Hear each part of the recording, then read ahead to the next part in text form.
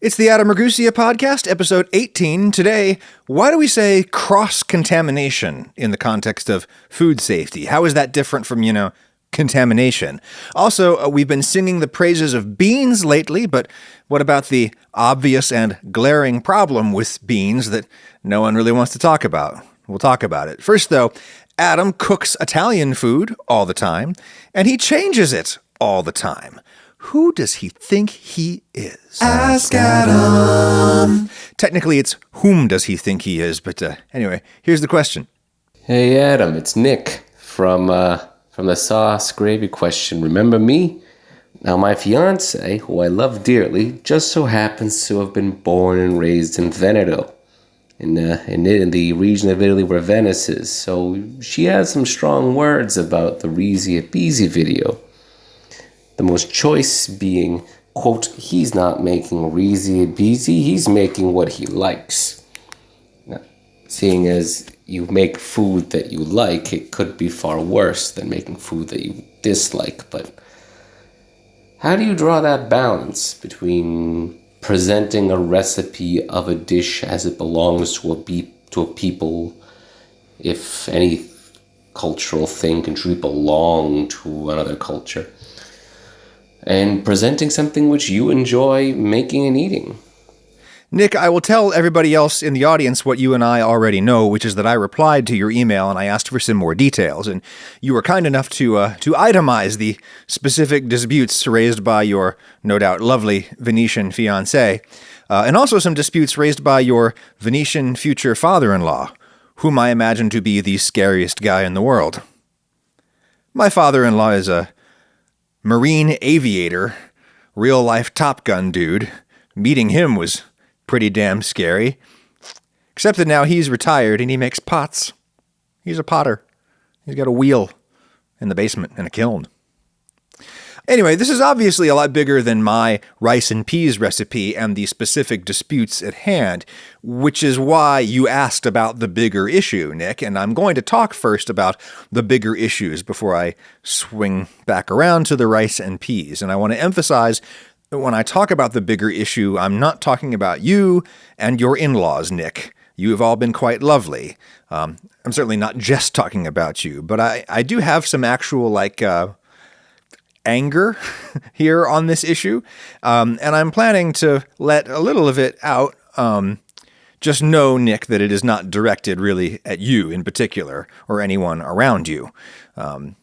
So the issue of authenticity in representation is a big one and an important one, and one that has rightfully gotten a lot of belated attention in recent years. I think about it constantly in my work. Early on, when I was doing this, there were things I simply did not make because I thought I had no real right to make them. And when I say make them, I mean make them on the internet in front of hundreds of thousands of people and make money from the act. So, obviously, anybody has the right to make whatever they want to make for their own dinner within the privacy of their own home. That's not what I'm doing. I'm doing something more than that. But the operating philosophy I have gradually arrived at is as follows. I'll cook pretty much anything that I want to on the internet from any culture, but I will do my homework. If it's a traditional dish from a culture not my own, I will research the fuck out of it. I will read dozens and dozens and dozens of recipes, and I will seek out recipes emanating from the culture from which the dish descends. Ideally, recipes that were written by a member of that culture for other people in that culture, rather than being written for outsiders. So that very often means looking at non-English language recipes. Luckily, recipes are pretty simple texts that you can generally translate pretty easily with a little help from the Googles. You can figure out what you need to know. So if it's someone else's traditional recipe, I will research the fuck out of it. And when I come to cook it myself on the internet, I will conspicuously note every significant deviation I'm making from the original. Who says what counts as a significant deviation? Well, I do, because it's my channel and I have to be the one who makes the decisions, but there it is. Now, when I'm making a traditional dish, I generally try to change it somewhat, or do something else to contribute to the body of knowledge orbiting that dish. Otherwise, I really do think I am engaging in simple extraction. I'm taking someone else's thing and profiting off of it. I try to earn my share. And that may involve adapting the recipe somewhat to make it more feasible for someone in my part of the world to do. Swap out an ingredient that isn't commonly available here, or swap out a technique that requires equipment people like me generally don't have, or change techniques that require some kind of lifestyle that people like me don't really lead. Or maybe I can just tweak things to make a dish more palatable to me and other people who like the kind of food that I like. I change the traditional dish and I announce very clearly when I am changing the dish, and I explain why I am changing the dish. The biggest danger in me cooking, say, a Mexican dish for a German audience is that I will make changes. The German guy won't know or understand that I have made changes, and German guy will then live the rest of his life thinking that Adam's version of mole poblano is mole poblano, the authentic item from Puebla. That would be a case of misrepresentation. So instead, I make what I want, I make the changes I want, but I show you my work. I lay out my receipts. I'm not misrepresenting anyone when I do my job exactly right. And no one does their job exactly right. We all make mistakes. We do the best we can and we move on. But I try to show all my work and therefore not misrepresent anyone. But I tell everyone that I make changes, and I make an effort to make changes. I make changes not to disrespect the traditional dish, just the opposite. I make changes to contribute something original that earns me the right to make the dish in a professional context. And sometimes my contribution is not a tweak. Sometimes it's something else. Like I just posted this E18 mess recipe, classic English dessert of strawberries and whipped cream and crumpled up baked meringue. I really didn't deviate from tradition at all in how I prepared that dessert, but I tried to make a contribution to the body of knowledge surrounding the dish by making it like 6 different ways in the video. None of those ways was original or novel on my part. I just noticed some big differences in various indigenous Southern English versions of that recipe, specifically in how the strawberries are treated. So I tried all of them. I tried macerating the strawberries. I tried blitzing them. I tried cooking them. I tried thickening them with a little cornstarch, or corn flour, as the Brits would say. I tried mixing all the components in one bowl. I tried layering them in a glass like a parfait. I didn't invent any of these things. These are all things I got from indigenous Southern English recipes for E18 mess. What I contributed was making all of those different ways side by side and tasting them side by side, giving my honest impressions about how these different versions compare and which one was my favorite, which ended up being the cooked one with the cornstarch, though raw, pureed strawberries were a very close second. That's how I earned the right to make E18 mess at work, rather than just making it home for myself, which is not a right that I need to earn from anyone. Nor do you. Furthermore, I'm not all that really concerned with potentially misrepresenting the cuisine of Eton fucking College. Eton College does not suffer from a lack of representation in this world. For those who don't know, Eton College is not a college in the contemporary meaning of the word. It's not higher ed, it is secondary school, basically what we would call high school in the U.S., a boarding school. The boys live there. And it is a boys' school. All boys, only boys. It was founded in the 14th century, so that's why it was boys only to begin with. Why it remains boys only, I really have no idea. It seems insane. I saw a comment recently where the headmaster indicated that if a student came out as trans, they would be allowed to remain. But I have not seen any evidence of that having been tested yet. And Eton is a public school, which is to say it's a private school.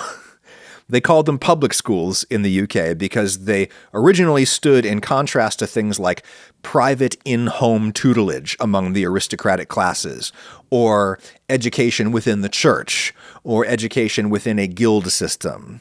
The original English public schools were a place that anyone could go to. And I mean, not everyone, only the right kind of boys. But they're not what we would call public schools in the United States, which are government-funded schools that kids attend tuition-free. Indeed, they are required to attend. In that meaning of the word, Eton is a private school, and it is the poshest of the posh private schools in the UK. It is where male aristocrats are educated, so much so that Eton Mess is often used as a metonym for UK government, because the government is a mess, and all the dudes in it went to Eton. It's the Eton Mess. All of that is to say, I'm not really sensitive to representation issues when it comes to a dish from Eton College. The perspective of Eton men is well represented. I am super sensitive to issues of representation when it comes to Mexico. I adore Mexican cuisine. I want to cook it and eat it all the time. And I make it on my channel sometimes, but I tread very carefully. Because I'm a white guy in the United States, and everything I do, whether I want it to or not, happens within a historical context where white guys in the United States have horribly exploited and mistreated Mexico and its people. The U.S. annexed Texas, and then President James Polk sent U.S. troops to the disputed border, literally hoping that they would get shot at so that he would have pretext to declare war on Mexico and seize most or all of present-day Arizona, Utah, Nevada, and wait for it, California. And amazingly, that might not actually be the worst thing the U.S. has ever done to Mexico. I didn't personally do anything bad to Mexico, but I am, by virtue of my identity and position in society, I am an inheritor of those spoils of war. So I think that obligates me to be more careful in how I represent Mexican food. And the people making mole poblano are not Eton College boys. These are people who do struggle for fair and accurate representation of their culture, among other things. I am more careful with Mexico. I'm less careful with Italy for two reasons. One, Italy does not struggle to have its voice heard. Italy, for all of its problems, remains one of the richest places in the entire world. $30,000 GDP per capita compared to Mexico's $8,000. Italy is a long-time major industrial and military power, a one-time colonial power, though honestly they kind of sucked at empire. I'm not talking about ancient Rome, I'm talking about 20th century colonial adventures in Eastern and Northern Africa. Italy really sucked at that. And there's no broader history of the United States kicking Italy around, except for that one time when Italy really deserved it by, inventing fascism and then allying with the Nazis. The second reason that I am less careful with Italy is that I am of Italian descent. Southern Italy, Bari, specifically. I rarely cook authentic Italian food on my channel. I mostly cook Italian-American food, which is a distinct tradition with a very rich history all its own. And I am part of that history. Anything I do is Italian-American cuisine. This is my story, and I get to write my part of it myself. Earlier in my YouTube career, I was not as explicit about all of this. One of my first recipes was a bolognese recipe with no milk and lots of tomatoes, and that made a lot of people in Emilia-Romagna upset, because it wasn't authentic ragu alla bolognese. I didn't say that it was authentic ragu alla bolognese, but I also didn't say that it's not authentic ragu alla bolognese, because I thought that much was obvious. I thought that went without saying. I was an Italian-American guy, So I figured that it was obvious that I was making Italian-American bolognese, which is generally a very meaty tomato sauce, rather than being a very meaty milk sauce, which is what it is in Bologna. And honestly, I think people who got mad about that did understand that much. They knew what was going on. But there are some things that just need to be said, some things that just need to be acknowledged out loud, even though everybody already knows them. So when I make Italian food, I try to find elegant ways of sneaking disclosures into the script, ways of economically acknowledging my own cultural perspective on food without making the video all about that. Which brings me back to risi e bisi, which means rice and peas in Old Venetian Italian dialect. I have long been fascinated by this dish because I like any combination of rice and peas, and because the name is just so darn adorable. If you elide the E sound at the end of risi into the word E that precedes bisi, then the pronunciation becomes risi bisi, which is delightful. And something I learned from commenters on my video is that people in the Balkans, which of course adjoin Veneto, people in several Balkan countries have a dish they call risi bisi, with no E in the middle, and apparently it's a pretty loose interpretation of the concept. It could be as simple as like plain boiled white rice with frozen peas mixed in. Boy, if the Venetians didn't like my version of the dish, imagine what they must think of the Balkan versions. Risi e bisi is traditionally made with fresh garden peas, not dried peas, not frozen peas. And so, the dish traditionally involves the pods from which you shelled your fresh peas. You make a quick broth with the discarded pea pods, and that's what you use to make what is basically a very loose, wet risotto with violone nano rice and fresh peas and sometimes pancetta, and finished with butter and cheese. I've always wanted to try this, but fresh garden peas that are not frozen are virtually unheard of in the United States. You can get lucky from time to time, especially if you go to like a farmer's market or something, but fresh peas are really hard to find. And when you do find them, they often suck because peas start converting their sugars into starch incredibly rapidly. You really have a tiny seasonal window in which to eat them and have them still be sweet. It's kind of like how sweet corn used to be before the advent of super sweet cultivars, which did not get popular until the 1990s. This is one of several reasons why frozen peas are so awesome. They're able to harvest and process the peas at their ephemeral peak of freshness and sweetness, and then to freeze the ephemera. Frozen peas are great, except that their interior texture is not quite as nice. Tends to be a little mealy compared to the smooth, creamy texture of excellent fresh peas, which are exceedingly hard to find in the United States. So that is the world that I was living in one day in June when I walked into the Publix and saw bags of fresh peas from, Perro Family Farms, a pretty big company. It was founded in upstate New York by the Sicilian-American Perro family. They now have farms up and down the East Coast, including major operations in Florida, because Florida is where all the New Yorkers end up. Anyway, there they were, the first fresh garden peas I ever recall seeing for sale in a mainstream U.S. grocery store. So I figured, finally, risi e bisi. I haven't made that since, I believe, the summer of 2013, when I got one successful crop of sweet peas from my backyard garden in Macon, Georgia, and they weren't even that sweet. I think it's too hot in Macon. There was only one problem with the Perro Family Farms peas. They were shelled. So there were no shells for me to make pea stock.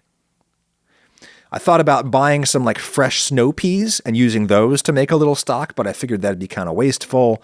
Then I figured spinach.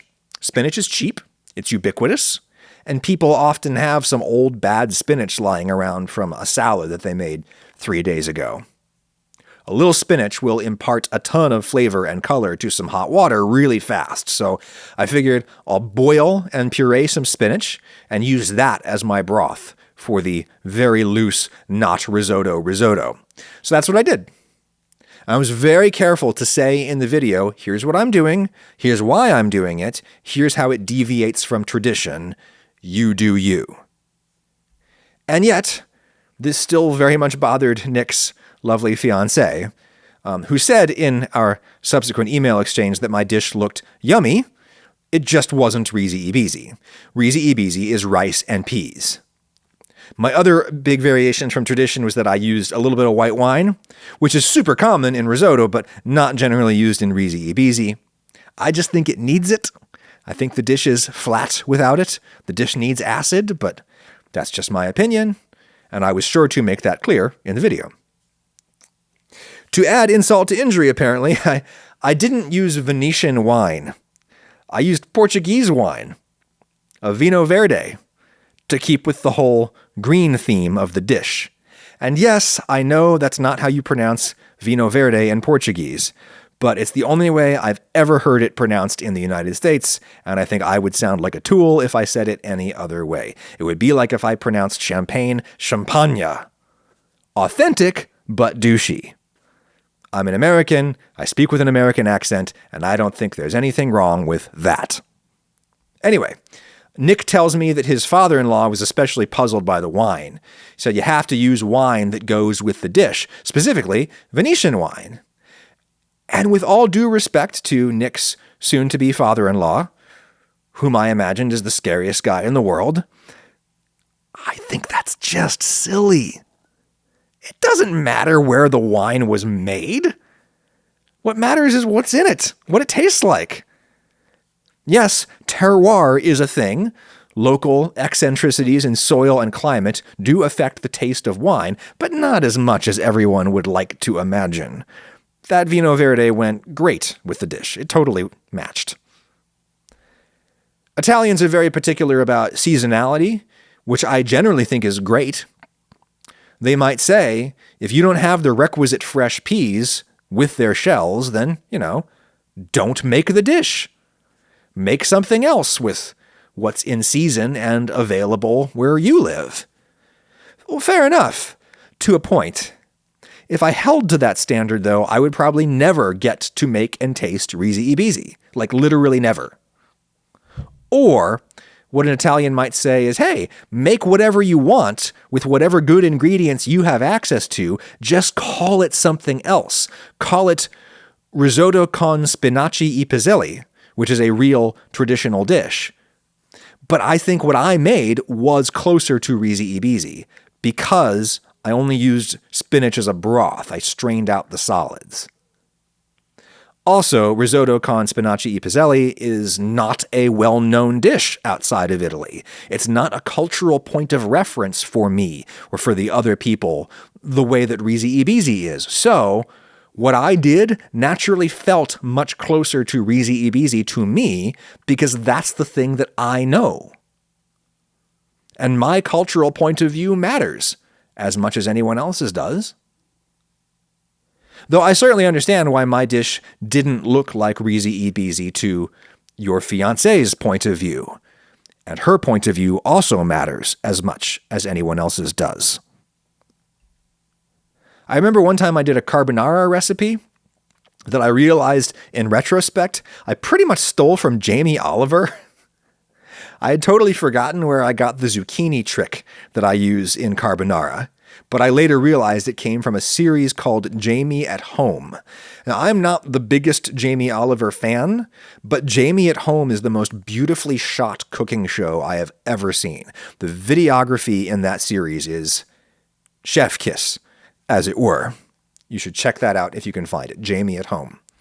But anyway, Jamie put these spears of zucchini in with his carbonara because they are tasty, and they make the dish a little more healthy.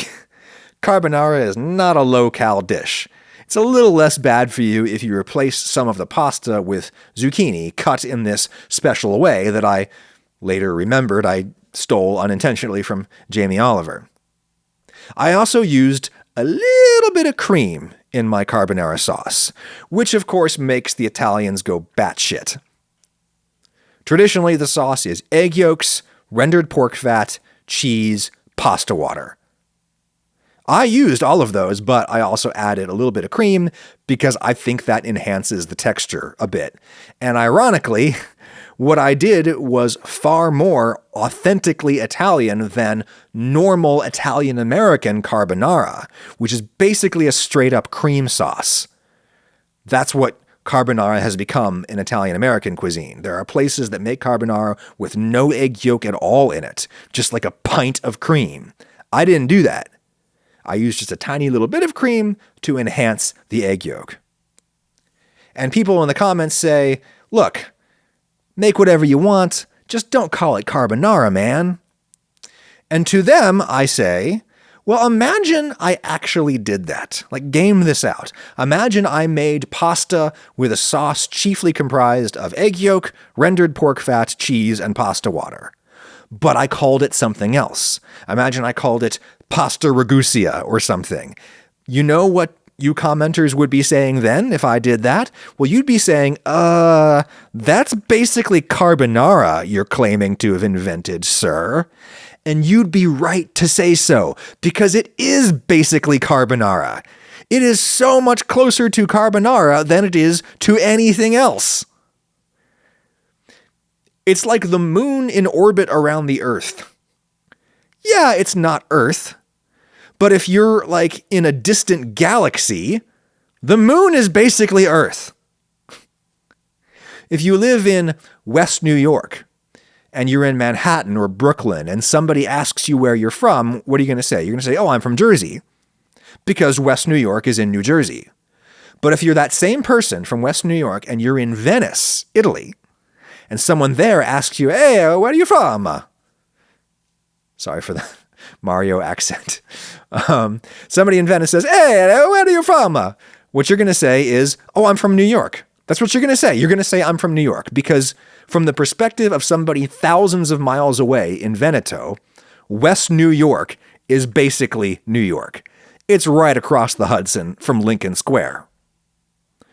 Two things might be very close together, but they look farther apart if you get right up next to them. We have a couple of figures of speech in English to describe this phenomenon. One is losing the forest for the trees.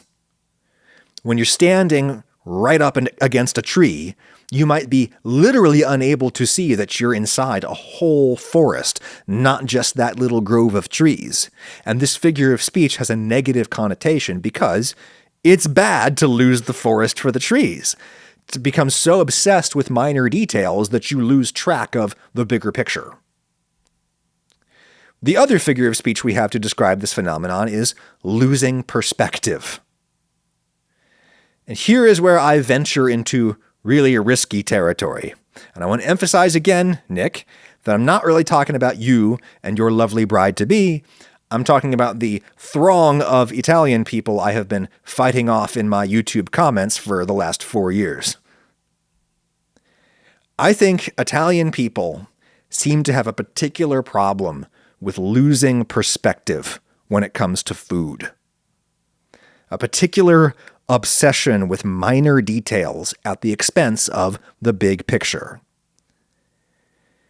And in defense of Italians, I think there is one good reason for that.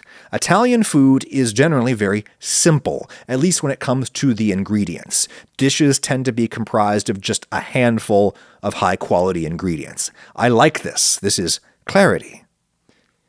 But it does mean that if a dish has 5 ingredients and you change one of them, you've now changed 20% of the dish, which is a lot. Like, legitimately a lot. I get that.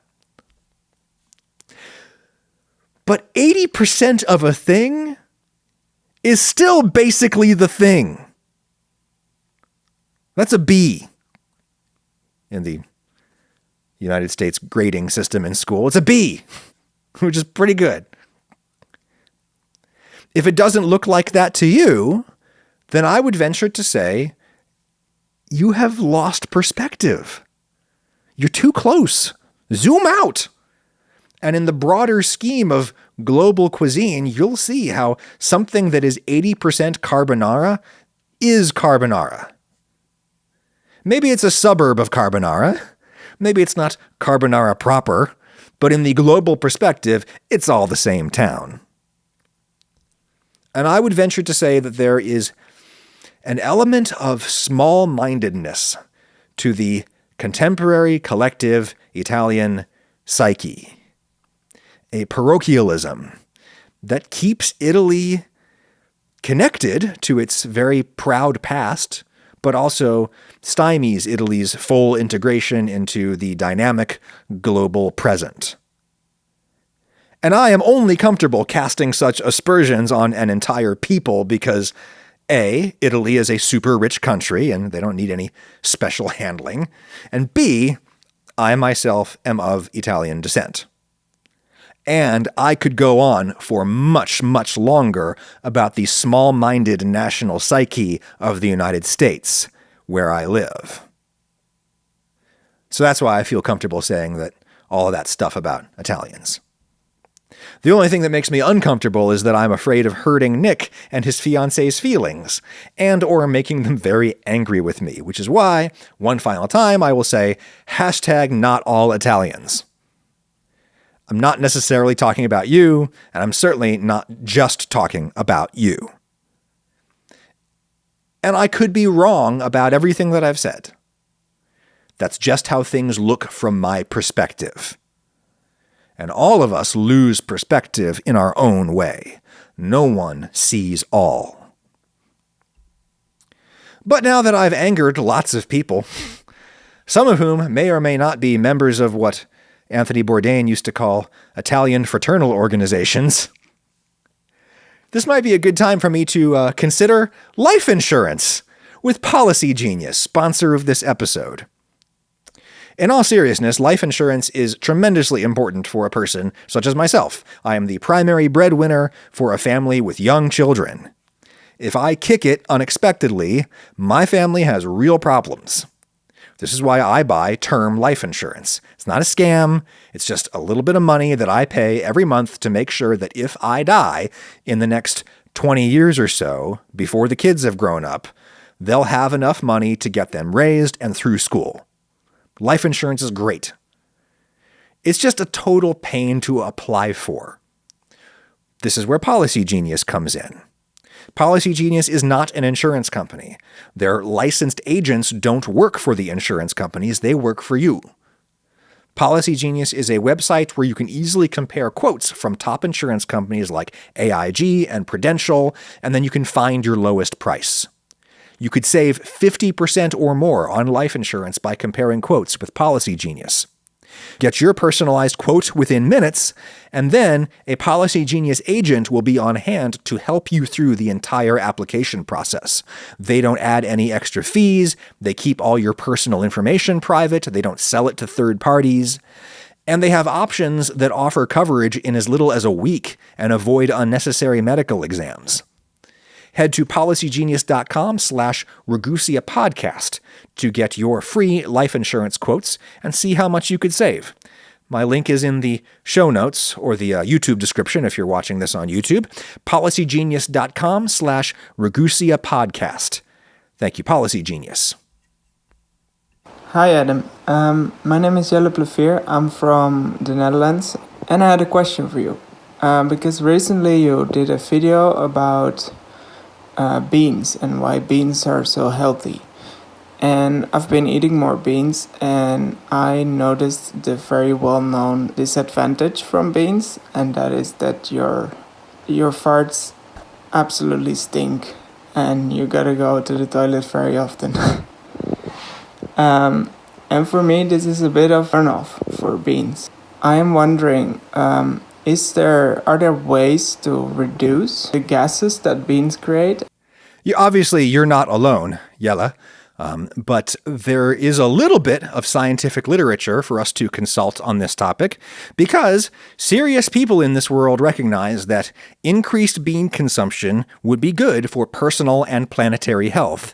And in order to promote bean consumption, you're going to need to address the elephant in the room, the stinky elephant. So probably the best relatively recent study on this topic is from the US, 2011. Researchers in the US from the University of Colorado and Arizona State fed half a cup of beans to people, various kinds of beans, for 8 to 12 weeks and had them record their farts. On paper, I assume they had them record their farts, not on a microphone. This was a pretty big set of studies as far as experimental research goes. About 100 human test subjects involved, including the control group of 40 people who just ate soup every day, not beans. Of the groups who ate pinto or navy beans, about half reported significantly increased flatulence. Only 19% of the people who ate black-eyed peas reported increased flatulence. That's an interesting finding. Pinto and navy beans are just different cultivars of the common bean species, whereas black-eyed peas are a cultivar of cowpeas, which is a totally different species. I will say that upwards of 10% of people in the control groups also reported increased flatulence, even though their control soup had no beans. When a scientist asks you to think about your farts, you're probably going to end up noticing them a lot more. So anyway, these particular scientists conclude that the popular association between beans and gas is real, but likely somewhat overblown, as it were. Anyway, first takeaway there is keep trying different beans. Maybe get away from the common bean, right? Seek out other species and see how your system reacts to them. The other big finding of that study is that like 90% of the subjects reported their gas went back to normal after 3 or 4 weeks. Their systems just seemed to adjust to getting more fiber. Most notably, oligosaccharides, which are particularly plentiful in beans compared to other plant foods. Oligosaccharides are basically semi-complex carbs, where a starch might be a chain of thousands of sugars. Oligosaccharides are chains of between 3 and 10 sugars. You still can't digest them, but they are easily digested by bacteria in your gut who create gaseous waste products as a result. Beans have a lot of those, and what this study indicates is most people's bodies adjust to an increase in dietary oligosaccharides after about a month of eating those extra beans every single day. Why? How does your body adjust? Nobody knows for sure. This seems like an under-researched topic. If we want people to eat plant-based diets, we gotta crack this nut. We got to let the air out of this balloon. Pop. But one possible explanation for why the body seems to adjust to regular and frequent bean consumption is new gut bacteria eventually start to flourish by eating those gaseous waste products created by other bacteria that eat the oligosaccharides. One bacteria converts the oligosaccharides into something like methane, a very stinky intestinal gas, but there are other bacteria that eat methane and turn it into something else. It may be that if you stick with the bean routine for a month, you grow a new population of methanotrophic bacteria that literally eat your farts before you can fart them. That's just a hypothesis. So your best bet is to keep eating beans every day, stick it out, it gets better, as the expression goes. As far as cooking techniques are concerned, there is one very old study out of India where they looked at the effects of pre-soaking dried beans and then discarding the soak water before cooking. Every soak they did reduced the oligosaccharides, but remember that they threw the water out. However, the biggest difference was made by germinating the beans, sprouting them, which happens when beans soak for a whole day or two, assuming that they aren't too old. They will sprout, and soaks long enough to make the beans sprout resulted in the most significant decline of oligosaccharides. It might just be that the long soak gives more time for the oligosaccharides to leach out into the water that you then discard, but it might also be that the sprouting process causes the bean to start breaking down some more complex carbs into simple sugars for the baby plant. Problem with that, of course, is we're trying to eat more beans precisely because they have a lot of fiber, indigestible carbs, and not a lot of sugar, easily digestible carbs. That's kind of the whole point of eating beans. But I'm sure that sprouted beans are still a lot better for you than whatever you're likely to eat instead. And anyway, that was an in vitro study, a test tube study. They didn't test the findings in actual human bodies. Other things that people say to try, like eating certain herbs with the beans, these things are mostly scientifically untested. There's another very old study from India, 86, where they found very high concentrations of cloves and cinnamon and garlic and ginger and pepper all had some anti-gas effect. The authors attributed that to the antibacterial properties of spices. But that's another in vitro study, not anything they did with actual humans eating actual food, and it's nearly 40 years old. Such as myself. The other thing to try is Beano, or one of its copycat products. Beano is a supplement with the enzyme alpha-galactosidase that breaks down some of the fiber into simpler sugars. There are some studies showing it's a little effective. I use it. You got to take it right before you eat, so it's in there with your food, breaking it all down. There's a 1999 study out of India where they tried hitting mung beans with pesticidal levels of gamma radiation to degrade the indigestible oligosaccharides into smaller sugars, and the experiment worked. Not sure whatever happened to irradiated beans, but I'm interested. The big takeaway is stick with beans. You'll probably adjust to them and try different kinds of beans, different species, different kinds of processing. Every bean is different. Every body is different. Every business is different. To succeed with your business, you need a hiring partner that adapts to your needs. You need Indeed, sponsor of this episode.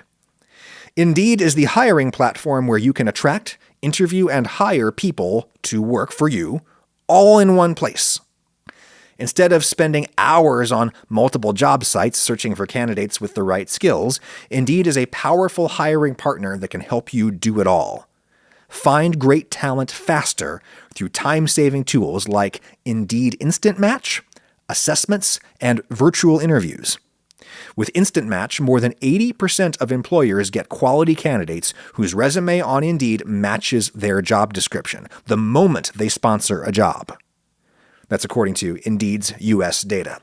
My business is about as small as it gets, and Indeed is great for what they call SMBs, small to medium-sized businesses. According to Indeed's data, their US data, it takes 10 minutes or less for most SMB employers to post a job there. It's quick and easy. Even better, Indeed is the only job site where you only pay for applications that meet your must-have requirements. Indeed delivers 4 times more hires than all other job sites combined. That's according to Talent Nest in 2019. Join more than 3 million businesses around the world that use Indeed to hire great talent fast. Start hiring now with a $75 sponsored job credit to upgrade your job post at Indeed.com/Ragusea. Offer good for a limited time. Claim your $75 credit now at Indeed.com/Ragusea. Indeed.com/Ragusea. Terms and conditions apply. Need to hire? You need Indeed. Hey Adam, this is Carl, a fan of yours since 2019. And one thing that I really like about your style is how precise your language is, which brings me to my question. What is cross-contamination? Emphasis on cross. I hear this term used seemingly interchangeably with contamination, and I'm kind of convinced that's just because people like the alliteration of cross and contamination, and it might not actually mean anything distinct from contamination. You may have done this recently with your discussion of how you crack your eggs on your counter. You say that this could result in cross-contamination, and I don't see that obviously. I understand that your eggs might contaminate your counter, but is your counter also contaminating your eggs? I think that would have to be true for cross-contamination to make sense as the term there. I think of cross-contamination as like swapping two serving utensils unwittingly. That would result in two things contaminated with one action. But maybe this is a technical term and I'm reading too much into it. Let me know. Certainly, Carl, I think it's fair to say that people, myself included, might unthinkingly default to the culinary industry term of art, cross-contamination, because it sounds like an industry term of art, and therefore, we hope, our use of it will make us sound like we know what we're doing. However, I do think cross-contamination does legitimately mean something distinct from contamination, and the distinction is meaningful. It's useful to have two different terms to describe these two different things. Perhaps the problem is that contamination isn't really the yin to cross-contamination's yang. Cross-contamination is a kind of contamination. Contamination is a category of problems that includes cross-contamination and the other kind. What is the other kind? I will now offer what, as far as I can tell, is a new coinage on my part. Direct contamination. The distinction between cross-contamination and direct contamination. Let's walk through a hypothetical scenario for both, and we'll stay with the egg example that you brought up, Carl. I did, indeed, say in a recent video that cracking eggs on my counter creates a risk of cross-contamination, yet I do it anyway because I like to live dangerously. I don't know. Here's the cross-contamination scenario. Imagine I have an egg that is contaminated with salmonella, and I'm going to use it to bake a cake. I crack it on my counter. Some salmonella gets on the counter. I put the egg into my batter, and a lot more salmonella gets into the batter. Oh no, catastrophe! But wait, there is an amazing technological solution to this problem. It's called cooking. Cooking, what an innovation. We bake the cake to an internal temperature of approximately 205 degrees Fahrenheit, 96 C, which is more than enough to instantly kill the bacteria, and the cake is safe. The problem arises back over on the counter, where I have laid out the fresh berries I am going to eat with my cake. I dumped them out on my counter, forgetting that I had cracked my egg on the counter earlier and left a smear of fecal bacteria behind. Salmonella are fecal bacteria. The salmonella in the cake is no problem. It dies in the oven. This is one of many reasons why cooking helped enable humanity's rise to global hegemony. But the berries we're not going to cook. We're going to eat the berries raw.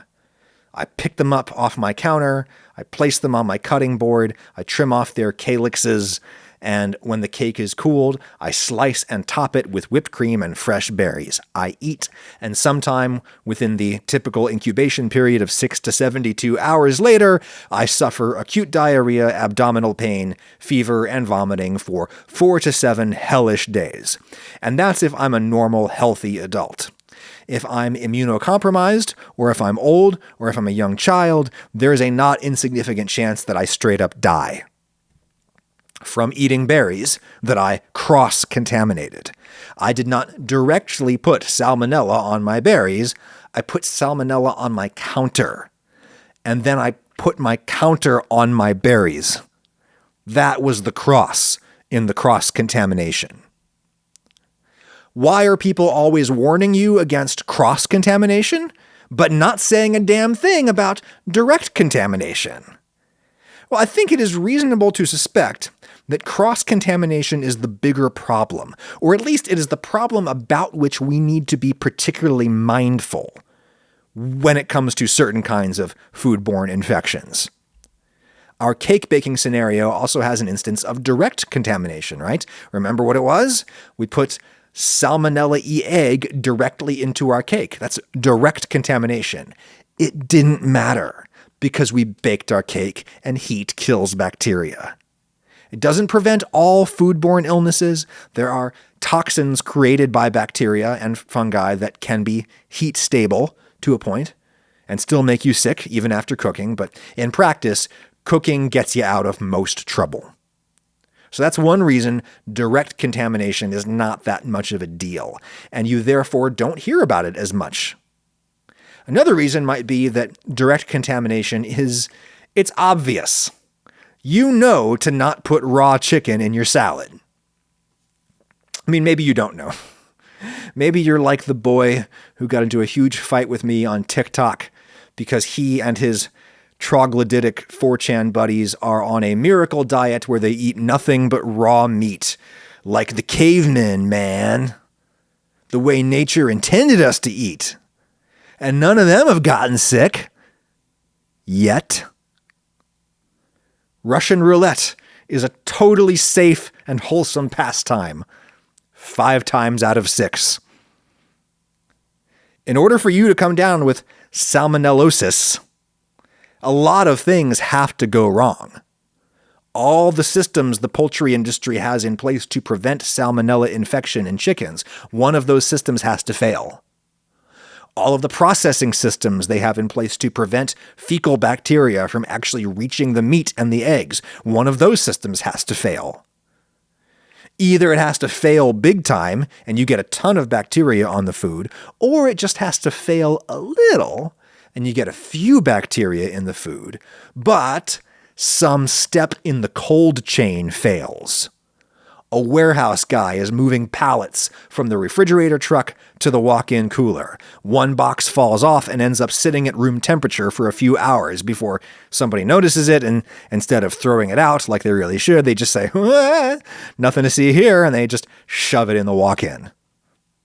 But in the meantime, those few bacteria in the food were able to be fruitful and multiply at room temperature, and now there's enough individual bacterial cells to potentially overwhelm your natural defenses if you are stupid enough to just eat it raw.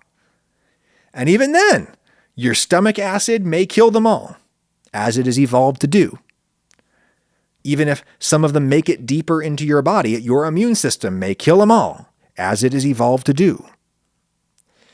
But if something goes wrong at each step in that process, you spend 4 to 7 days on the floor of your bathroom, and that's the best case scenario. So maybe it's not like playing Russian roulette with a 6-chambered pistol. It's more like a 6,000-chambered pistol. But given that you probably eat like 1,000 times a year, those still are not great odds. I wonder if that dude or any of his troglodytic 4chan buddies has gotten sick since we last spoke. It could happen at any time. Law of independent trials. Anyway, you're not a troglodyte, Carl. You seem like an unabashedly modern man, so you know to not directly contaminate your food with raw chicken. You're not slapping a raw chicken breast onto the plate and then serving it. However, you might handle some raw chicken and then not do a good enough job washing your hands before you go and toss the salad that you're going to eat raw with your cooked chicken. That's cross-contamination, and that's something that can happen to a person with basic common sense. That's why people are constantly harping on about cross-contamination, because you have to be mindful to avoid it. You don't have to be stupid to cross-contaminate food. You just have to be absent-minded, either individually or collectively. I think there's a reason why the danger of cross-contamination is stressed so much in professional kitchens, where lots of people are working in the same space with the same tools, and they might be very cautious and mindful as individuals, but not as a collective. You might know what you're doing, but you might not know what the other cook in the room is doing. You might not know what the other cook put on that cutting board while your back was turned.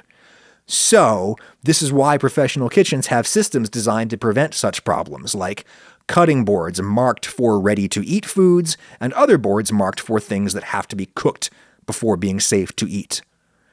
Those kinds of precautions are, I think, less important for someone like me, cooking alone, usually for just a few people. I have a small, simple operation, and it's pretty easy for me to keep track of potential contaminants. I remember exactly the spot on my counter where I cracked those eggs. I know to avoid it until I can get a chance to wipe it down. I know I just used this cutting board for raw meat, which is why I immediately walked it over to the sink, scrubbed it with hot water and soap before I started cutting up the veg for the salad on it. This has not stopped internet pedants for saying things like, "Are you crazy? You're supposed to have one cutting board for meat and never use it for anything else." They say that because the trend over the last 20 years or so has been to bring ideas and procedures and values from the professional kitchen into the home kitchen, where they may or may not be applicable. Professional chefs do it, so should you. That logic is about as sound as professional race car drivers do it, so should you. Well, driving a car at 200 miles per hour is simply not the same activity as tooling around the neighborhood. There are things one has to consider when driving 200 miles per hour that I will never have to consider, nor should I. But back to cross-contamination.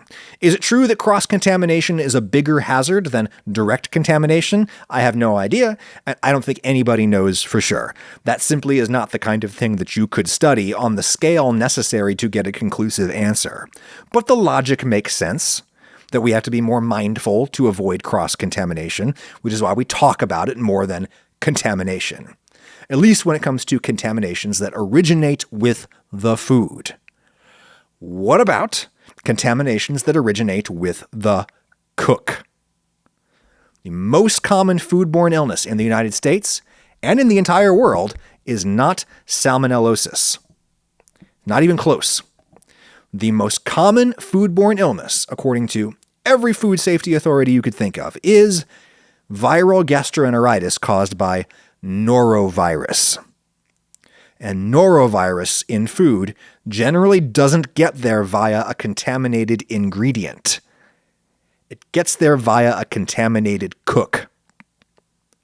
The infamous fecal-oral route. Somebody with norovirus doesn't wash their hands thoroughly enough in the bathroom. They come out, they use those hands to prepare your food. It's no problem if the food is cooked before you eat it. Cooking kills norovirus. But if this contaminated cook is handling ready-to-eat food, things that have already been cooked, or things that aren't going to be cooked at all, then you've got the potential for direct contamination. And what I just described happens all the time. This is why really good restaurants and other food service operations will say, if you have diarrhea, do not come to work. And the best places will pay you anyway, so that you can afford to not come to work. I'm not sure how many such workplaces actually exist, sadly. In the global context, probably the more common scenario is water source contamination. Untreated sewage contaminating drinking water. Probably humanity's biggest public health problem, historically at least. Think of all the famous kings of old who died of dysentery. Henry V has the best food and medical care available to a 15th century person. He survives an arrow to the face. But no amount of money can buy you safe drinking water at a protracted medieval siege, where thousands of men are living on top of each other in an improvised camp in increasingly squalid conditions. Excrement mingles with the drinking water. Everybody gets cholera or typhoid or dysentery, and they die by the thousands, including the king. That's direct contamination for you. And that kind of thing still happens in the less developed world all the time. If it's not a daily hazard for you, take a moment now and be thankful for your relatively elevated station in life. I am thankful for that every day, particularly the part where you listen to me ramble on for an hour, and I somehow get paid for it. Thank you. If you have a question or a comment for a future pod, send a video file, ideally, or failing that, an audio file to askadamquestions@gmail.com. askadamquestions@gmail.com. I'm back at you on YouTube on Monday with a video including some explosive cucumber footage. Truly explosive. Talk to you next time.